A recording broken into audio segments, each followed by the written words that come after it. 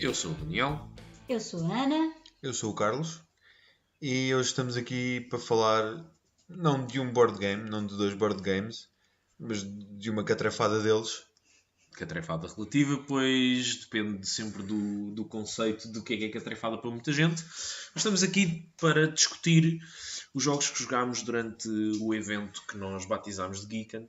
Um evento que aconteceu no último fim de semana de abril, que repetimos todos os anos, e que vamos para jogar board games o tempo todo. O tempo todo. Alguns de nós ainda têm de ceder essa necessidade fisiológica que é o sono. Outros parece que conseguem viver sem ela. Dormindo para os fracos. Eu faço parte do grupo que dorme, porque também sou early riser. Não, é mais ao contrário. Eu faço o turno da madrugada. Eu normalmente faço o turno da madrugada. Acho que para cá o turno da manhã, da malta que joga até à hora do almoço. Eu, normalmente essa hora, a hora do almoço é aquela hora em que eu estou a começar a mexer-me. Depois há o turno da tarde, em que normalmente toda a gente joga.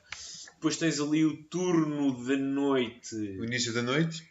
Até por volta das 11 e tal, meia-noite. E depois tens o turno da madrugada, que normalmente sou eu, é o Carlos, é o Simões e quem mais a gente conseguir arrastar naquele dia, porque o jogo é muito interessante. E normalmente eu estou no turno da madrugada e no turno da manhã, por isso isto é sempre power. Eu, pessoalmente, sou um fã de jogos de grande estratégia, portanto, quando estou nestes eventos, os jogos que eu costumo jogar são de dois tipos. Ou daqueles jogos muito demorados que demoram 5, 6 horas, 4 horas, 5 horas, 6 horas. Também os jogámos.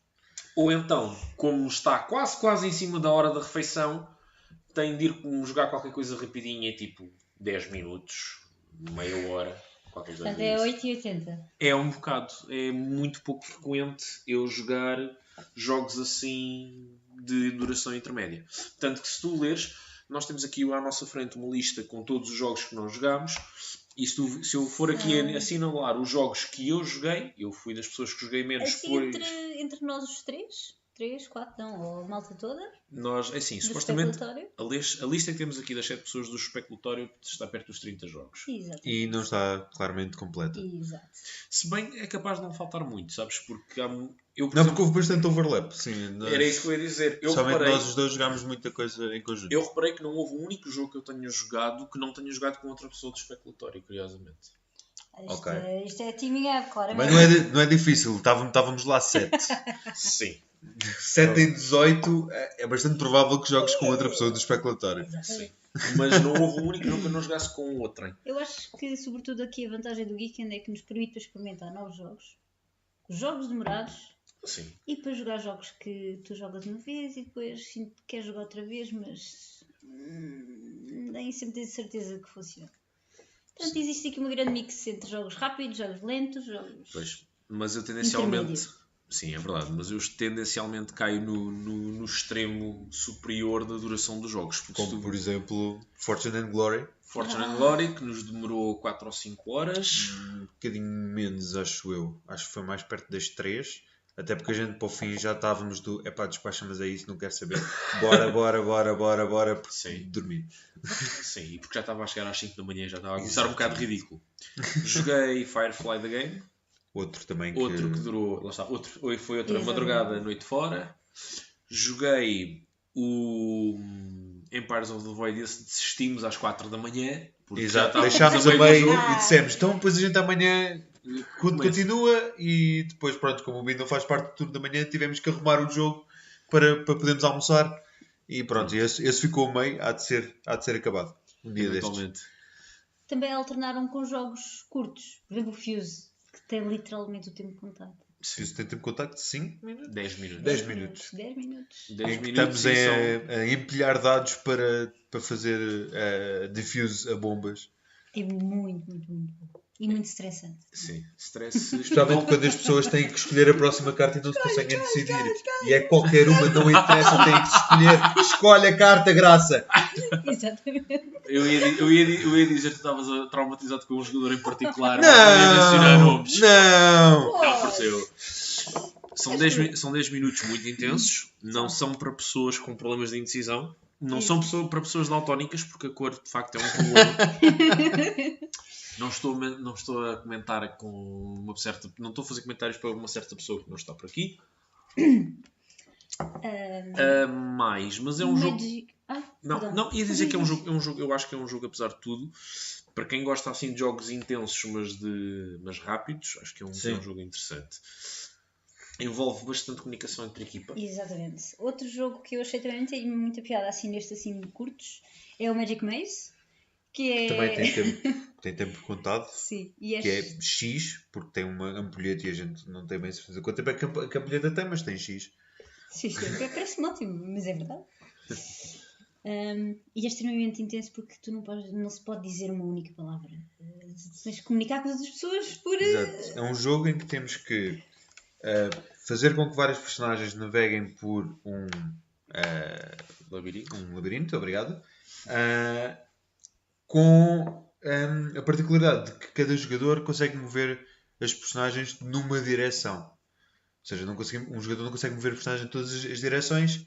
E tendo em conta que temos que cooperar para as personagens mexerem e não podemos falar, a única maneira que temos de comunicar é um pequeno tótem vermelho em que podemos agarrar e bater e pô-lo à frente da pessoa que queremos que faça alguma coisa. O jogo diz que é para pôr à frente, mas quando o tempo está a contar e a pessoa não se está a mexer, o que faz é...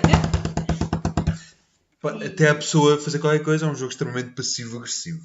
Sim. Eu não joguei o jogo, mas assistia a jogar e eu via sobretudo uma questão. As pessoas sabiam logo quando é que alguém estava a jogar aquele jogo porque ouvia-se na outra ponta do corredor. O stress das pessoas a baterem na mesa. Sim. Confirmo. Há um jogo que para mim foi um bocado surpreendente, porque acho que foi o jogo mais jogado do Weekend, que foi o Lord of the Fries. Foi muito jogado. Acho que quase toda a gente jogou aquilo. Eu não. Exatamente. Eu passei ao lado. Mas deve ter também tido a ver com o facto de como eu cheguei um dia mais tarde. Pronto. Provavelmente passei à altura em que foi a febre do jogo. Jogou-se muito Lord of the Fries, sim, que é basicamente um jogo em que somos zombies a servir comida num restaurante de fast food e temos que... A parte dos zombies não se nota muito. Exatamente. A parte dos zombies não se nota muito. É só mais nos desenhos das cartas. E na comida, nos nomes da comida, tem um flavor muito, muito, muito bom. Flavor. Para comida. Era bem esse o objetivo, mas e foi uma coisa que não estava à espera que tivesse tanto sucesso. Não, foi muito fixe. Eu tinha 3 jogos que queria definitivamente jogar este weekend e consegui jogá-los praticamente todos. Consegui jogar um Firefly até ao fim num cenário que não o introdutório, que já joguei o introdutório tanta vez que até mete impressão. O Scythe, que era um jogo que já tinha aqui parado na estante há muito tempo à espera, um jogo de estratégia também. Grande estratégia. Sim. É um jogo com... Uma coisa que eu achei interessante no jogo e que acho que ajuda a que haja muito... Como é que se diz em português? Replayability, agora falta uma palavra. Muito potencial para o jogo ser jogado várias vezes é que não só cada facção tem os seus poderes especiais, mas consoante a posição que o jogador tem na ordem de jogo, tem um tabuleiro com ações também diferentes. As ações que ele pode executar são de facto diferentes. O que me parece que... Ou seja, as ações são as mesmas, mas os custos são diferentes.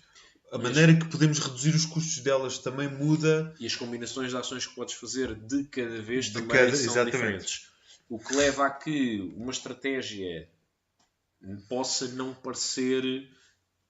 Ou melhor, como é que eu ia dizer?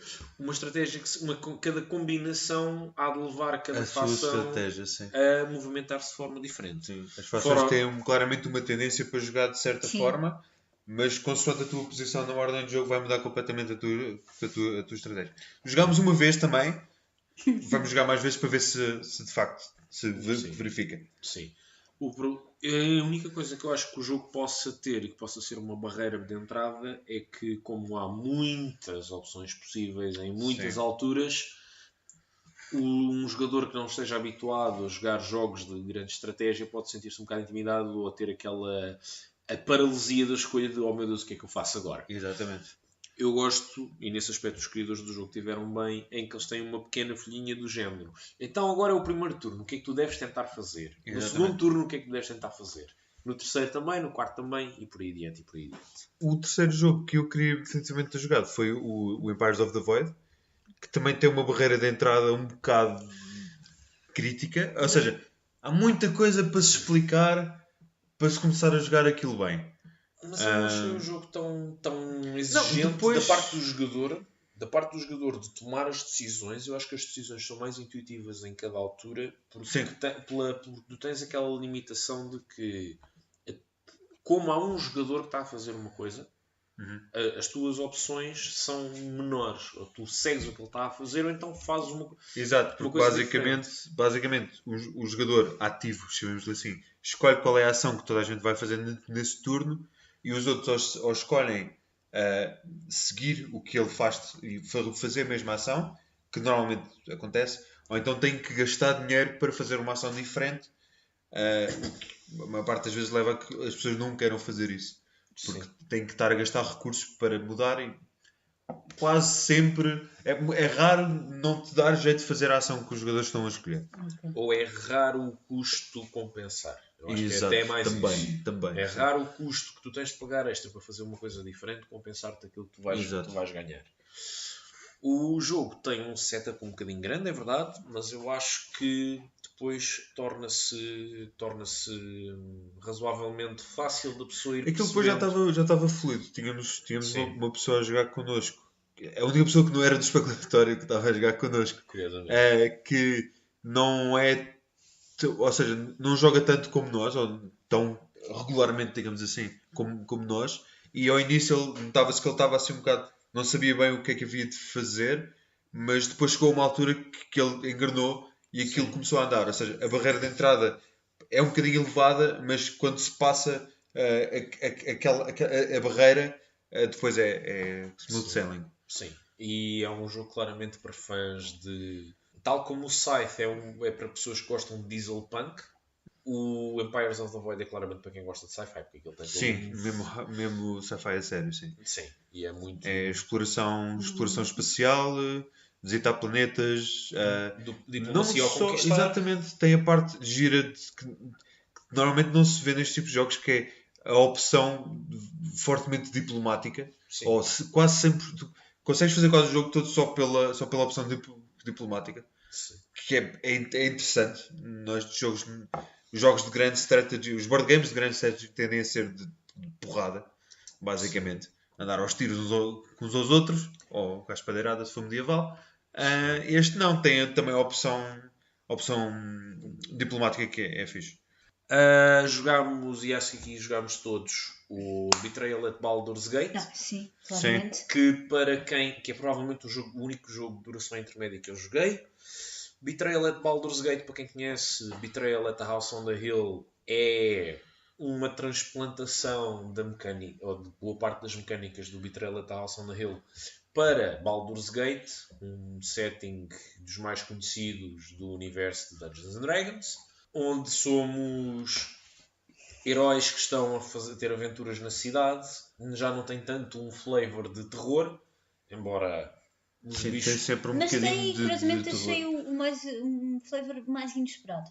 Porque nós até tivemos um cenário um dos cenários que joguei foi relativamente inesperado. Mas estava à espera que de repente aquilo virasse. Sim, foi um cenário em que os heróis praticamente ganharam num turno. Exato. E estávamos, ok, isto foi horrível. E depois o treinador diz: não, espera, mas como vocês ganharam, acontece mais isto. Não era suposto. Uma alteração que eu achei interessante, embora acho que gostava que fosse um bocadinho mais desenvolvida, é o facto de que os personagens aqui não são apenas só para dizer que estás a jogar com um personagem diferente.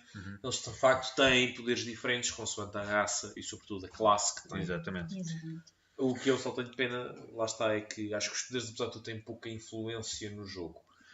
Mas... Sim, não, alguns passam bastante ao lado. Sim, outros, por exemplo, como o do Wizard, poder atacar à distância e usar o Knowledge em vez do Might para atacar, é bastante útil.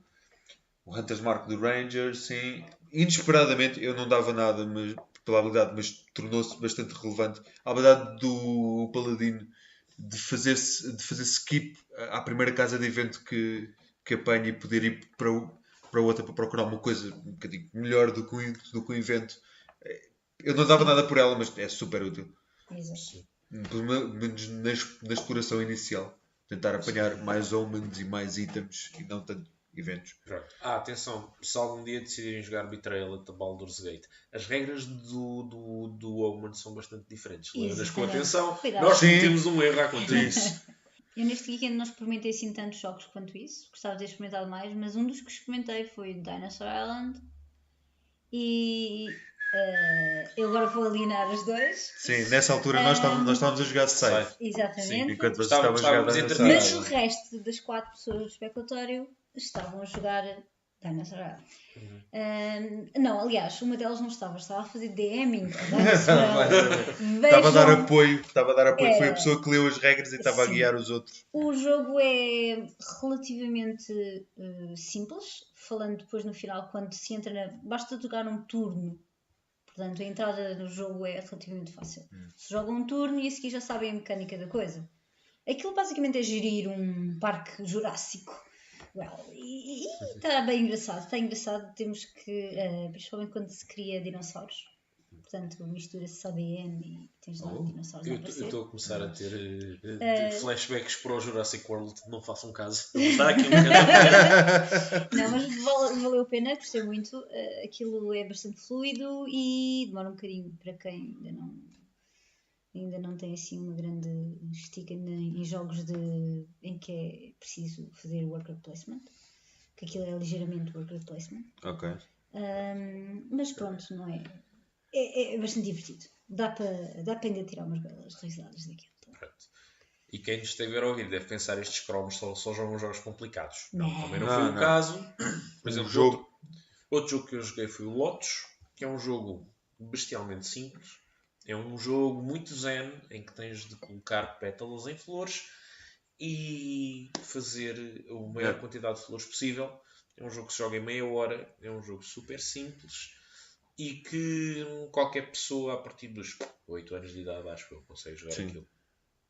Outro jogo também extremamente zen que jogámos foi o Tokaido. Sim. É um jogo em que, independentemente se ganhas, se perdes, não te interessa, estás bem, porque o objetivo do jogo é ter a viagem mais rewarding pelo Japão. É que tu claramente não jogaste com pessoas competitivas. Digo-te. Tudo bem. Eu andava mortinha para jogar Agrícola. Eu jogo Agrícola há muito tempo. Eu jogo aquilo, por amor de Deus, jogo aquilo no telemóvel. Ao ponto de que estava com tanta vontade de jogar o jogo. E joguei também o quê? Joguei Lords of the Waterdeep, porque pronto, se eu não fosse ao Geekend e não jogasse esse, acho que não... Sim, não já é um staple. Não vais por aí. Eu sou um fã de Seven Wonders e não joguei Seven Wonders neste weekend. Acho que não se jogou Seven Wonders neste weekend. Acho que não houve ninguém a jogar Seven Wonders. Nem nós do especulatório, nem o resto do pessoal.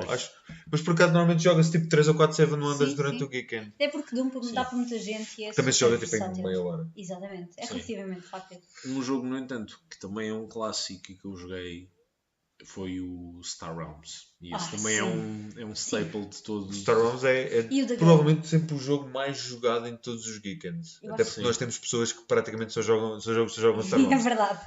É verdade. Sim. Não sei. Mais. Eu apresentei 2 pessoas ao Crysis, que é um jogo que é assim. Como é que eu ia dizer isto? Não é um jogo baseado na Grécia. O facto de ter 2 criadores gregos, ser um mundo, ser um país com um passado glorioso, um presente difícil e um futuro incerto. Ser um jogo que um país ficcional está a ser intervencionado por uma companhia chamada a União Económica. São tudo coincidências. Claramente. Este é também um jogo de worker placement em que nós não só estamos a tentar ganhar a maior quantidade possível de pontos de vitória e estamos a tentar derrotar os nossos oponentes, mas também o nosso desempenho contribui para o desenvolvimento positivo ou negativo do estado financeiro da economia do nosso país. Ou seja, tu tens 7 turnos para jogar o jogo, mas é possível que o jogo acabe antes, porque se nós estivermos a portar-nos muito mal, o país vai à bancarrota. Ok. Faz sentido. E depois, basicamente, somos grandes empresários e estamos a tentar comprar empresas e gerar dinheiro e gerar bens e gerar, basicamente, vender coisas para o estrangeiro para tentar ficar com a maior quantidade de pontos de vitória, que neste caso acabam por medir a nossa contribuição para a melhoria do estado económico do país. Okay. Claro que todos os turnos temos metas para cumprir e as metas vão se tornando cada vez mais difíceis. E eu confesso que já joguei o jogo uma meia dúzia de vezes e nunca tive coragem para tentar jogar o jogo acima de fácil. Ok, é desses. Ok. Não, é assim, o jogo não é que tenha menos piada se provavelmente acabar mais cedo, atenção, não me entendas mal.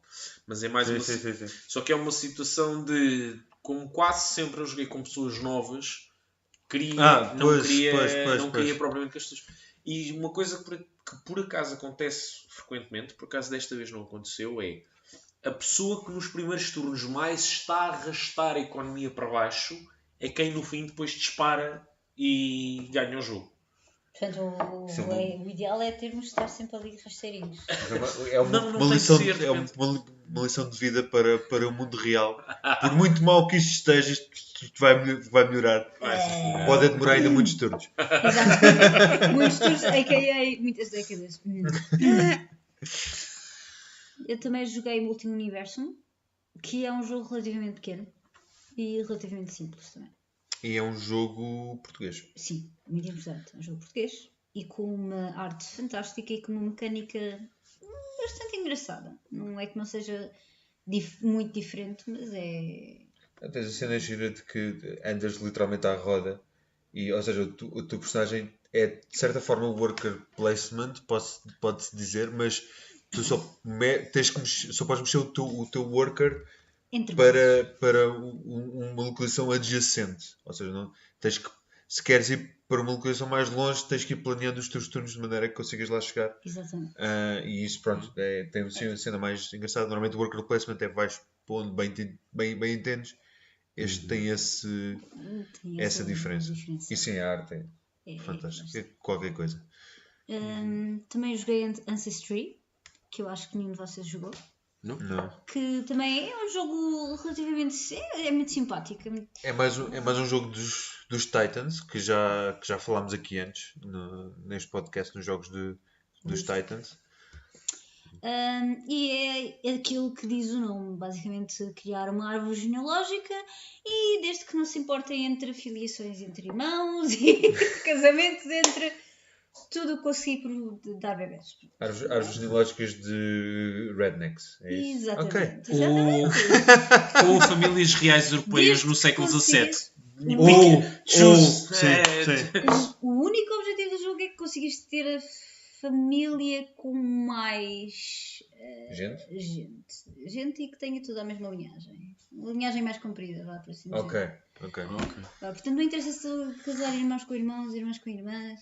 Portanto, funciona tudo. Não há regras tudo para maravilhoso. Exato. Ok. Portanto, Sugestão para os subscritores do jogo, se nos estiverem a ouvir, uma expansãozinha com regras de inbreeding. Faz favor. Oh, meu Deus. Tem tudo para correr bem. Claro. Lanterns, que é Yangtze? É? O Yangtze, sim. Pronto, Yangtze. Este jogo é muito giro. Eu gosto muito do Lanterns. É muito softzinho também. É bastante zen, na onda sim. do Tokaido. Porque... Porque é passado no Japão. Não, mas Eu por acaso pensava que era na China. Boa pergunta. Eu acho que o Festival das Lanternas é na China. Dei-nos um minuto. Por favor, calendário lunar, sim, eu diria que isto é capaz de ser China, sim. Pronto, voltamos É na Ásia. Também passar na Ásia, vamos pôr assim destas formas e é extremamente zen. É zen porque tens que ir colocando lanternas das mesmas cores. Sim, é giro porque cada vez que jogas uma peça, Toda a gente ganha qualquer coisa. Exatamente. Portanto, é sempre... Pronto, é um jogo Até extremamente... uns ganham mais que os outros, mas pronto, isso Sim. acontece. É sempre Apesar de assim. ser um jogo competitivo, é mesmo um jogo comunitário. Sim. Não, funciona assim. Pronto. Não é... Para além disso, eu e o Carlos ainda jogámos um jogo que não está nas listas oficiais porque é um projeto super, hiper, mega secreto, Exatamente. cujo que tem apenas o nome de código Ondas. Nada mais direi a não ser o facto de que eu acho que o jogo está bastante engraçado, embora precise ainda de ter algumas arestas polidas, mas como tudo Foi o um que está- jogo criado e Com muito montado suor, em muitas 48 horas. lágrimas. E ouvi dizer que há algum sangue. Muitas lágrimas e algum sangue também aconteceram por acaso. Sangue, suor e lágrimas, 48 horas horríveis. Não, foram umas boas 48 horas a desenvolver um com Crab board Hands. game. Ah, Sim, há um membro da equipa de especulatório que ainda acorda à meia da noite com suores frios por causa destas 48 sim, horas. Sim. Foram claramente terríveis. Mas pronto, o jogo está interessante. Não foi tão letal quanto me prometeram. Spoilers. Não foi, por acaso eu acho que... Bem, também só jogámos uma semana. O jogo é ao longo de 3 semanas, basicamente. Só jogámos uma. Por isso também não teve a oportunidade de ser muito letal. E nós também estamos a tentar a trabalhar no sentido de ser um bocadinho menos letal. Algumas coisas... Ou seja, a versão que jogámos já foi uma versão, digamos, 3.0 do jogo. Porque na primeira versão ninguém conseguia fazer nada. E toda a gente perdia nos primeiros 2 turnos. Na segunda versão decidimos, ok, se perdeste todas as tuas pessoas, ganhas pessoas novas só para poderes continuar no jogo. Ok. E depois percebes, não, isto continua a ser muito horrível, temos que baixar os custos de algumas habilidades, porque senão não ia dar. Ok. É um jogo que esperemos que venha alguma vez a ver a luz do dia, digamos assim. E pronto, se isso acontecer, vocês vão ser os primeiros a saber. E a poder comprar, obviamente. Jogámos também, por exemplo, Adiós Amigos, que é um jogo hilariante. Eu já joguei o Adeus Amigos há muito tempo atrás. Neste Geek não o joguei, mas eu tenho boas memórias do jogo. O jogo é muito divertido. De fazer contas, simples contas, sob pressão. Mas atenção, não é grandes fórmulas matemáticas, estamos a falar de quanto é que é 2 mais 7. É horrível, não consegues. Contas sob pressão. 2 mais 7 dá claramente 27. Sim. Porque é um 2 e um 7. Sim, exatamente. E o cérebro deixa de funcionar.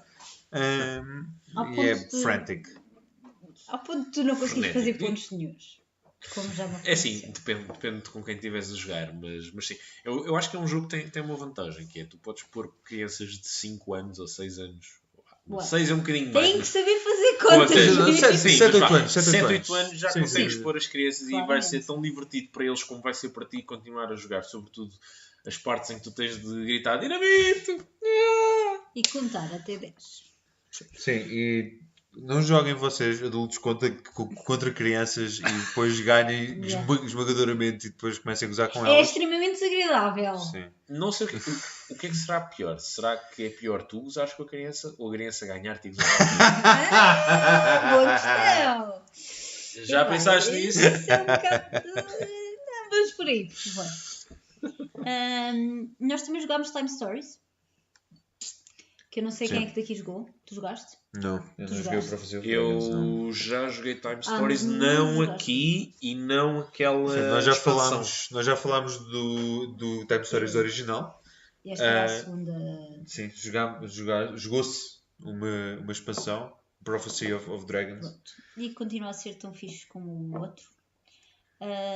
Não vamos dar spoilers, porque este é mesmo importante não haver spoilers. Fomos jogar e experimentámos e confirmamos, sim, podem comprar, é bom. Se quiserem saber como é que é o jogo, o selo de aprovação. mecanicamente, se quiserem saber como é o jogo mecanicamente, ouçam o nosso podcast. Vejam as ondas sonoras a sair das vossas colunas. No nosso podcast, no número anterior do nosso podcast. Mas pronto. Também se jogou Mutant Crops, que é um jogo também relativamente simples, em que tu tens que plantar culturas mutantes. Culturas mutantes. Culturas mutantes. Eu não tiraria isso do nome. Olha, Não, confesso que claramente essa surpreendeu-me. Culturas mutantes num jogo Mas chamado é Mutant. crops. Sim, Crops está certo. Não, Está certo. pensava que o jogo chamado Mutant Crops era claramente sobre a crise socioeconómica Na Grécia. da Grécia. Mas claro que sim! E que o Crysis era sobre Culturas culturas mutantes. mutantes. Culturas Mas mutantes, claramente. pronto. There you go. É assim que a vida nos surpreende. Também é worker placement, para quem ficar com. Também é worker com- placement, sim. E tem uns desenhos mais ou menos assustadores. Sim, porque temos Os crops um os bocado. os peras. legumes É muito mutantes, não é? There's that. Não é mutantes à lá X-Men, que eles ficam tipo, eu agora tenho tipo garras e cenas. Não, eles são tipo creepies mesmo. deformados e a desfazerem-se. Assim. Um bocadinho mais zombies do que provavelmente mutantes. Mas pronto. Mas está-se bem. Outro jogo que jogámos é o The Game. Eu acho que isso já toda a gente aqui jogou. O The Game, várias Esse vezes. jogo. É daqueles que no momento em que tens 10 minutos jogas aquilo e está feito. Aquilo E é daqueles jogos que parece fácil. Tu olhas para as regras e dizes: Não, Não, isto A mecânica é isto muito facílimo. simples. Isto é capaz de ser um Só jogo temos mais que pôr simples. as 100 cartas aqui e temos 4 pilhas para o fazer. é fácil. Facílimo. E Não. depois Não. acabas o jogo a tirar as cartas ao ar e a dizer: Eu acho que só Eu consegui também. ganhar uma vez. Não duas. Também já ganhei contigo. Sim, a gente já jogou muita vez. Sim. Também é verdade. Já jogámos Ganhámos muita vez. várias vezes porque jogámos mesmo muita Sim, vez. Mas a sim. porcentagem não deve ser assim tão alta. A minha taxa de sucesso deve andar à volta dos 10%. Talvez abaixo Eu disso. já joguei mais vezes, até porque tenho o jogo no telemóvel e Não. jogo bastante em modo solitário. Bem, é assim, os criadores do jogo dizem que se te ficar a sobrar 10 cartas já podes considerar que é uma vitória. É. Se formos por aí já, a minha taxa de sucesso só pôs 70, 80%. Exato. Se for mesmo até à última carta, 15, 20%. Pronto. Também se jogou outro jogo, que eu acho que o Carlos jogou, que é um que a gente muito carinhosamente trata de Tosta Mística. A Terra Mística é um jogo que eu adoro. Eu adoro o jogo. É também, de certa forma, Grand Strategy. Não é tão pesado, digamos assim, como um Empires of the Void ou um Scythe, mas também é um Implica que jogo de faças certa forma decisões a longo prazo. Sim, tens que planear, tens que... Às vezes, nos jogos de exploração, tu queres, se calhar, às vezes, afastar-te um bocadinho dos outros jogadores porque ou não és forte o suficiente ou não sei o quê. Aqui tens interesse em estar a construir ao pé deles e fazer coisas ao pé dos outros jogadores, porque conforme eles fazem coisas ao pé de ti, tu ganhas pontos de magia para poderes fazer as tuas habilidades. Portanto, isto nasce um bocadinho de estares em simbiose com os outros, mas ao mesmo tempo tens que, Fazer a tua coisa. fazer as tuas cenas, não é? Para ganhar o jogo. Otherwise, não tem piada. Também se jogou outro que era. O Unstable Unicorns eu já joguei fora do Geekend e acho piada ao jogo. Sim, Assim, para quem Eu houve quem jogasse, acho que a Catarina e a Marina jogaram joguei também no Geekend. o Unstable Unicorns. Nós jogámos na primeira noite, ainda não estavas lá. Pois é tinhas possível. chegado. Mas acho que as vi a jogar depois mais tarde outra vez. Bom, o Unstable Unicorns é aquele tipo de jogo que é para quem gosta de jogos tipo Exploding Kittens. Sim, mas tem um bocadinho mais certa de semelhança. replayability com o Exploding Kittens. É mais do que simplesmente um jogo cómico. Já envolve um bocadinho mais de estratégia e planeamento. Sim. Não é um jogo complexo, por assim dizer, mas basicamente o objetivo é vocês terem 7 unicórnios na mesa. Não é na mesa, no vosso estábulo. No estábulo, exatamente. Vá. Isso como deve ser. É terem, pronto, os 7 unicórnios no estábulo e vocês podem jogar uma carta por turno, quer seja um unicórnio, quer seja uma ação. E normalmente quando começam a ter muitos unicórnios na mesa, as outras pessoas vão tentar tirar os unicórnios.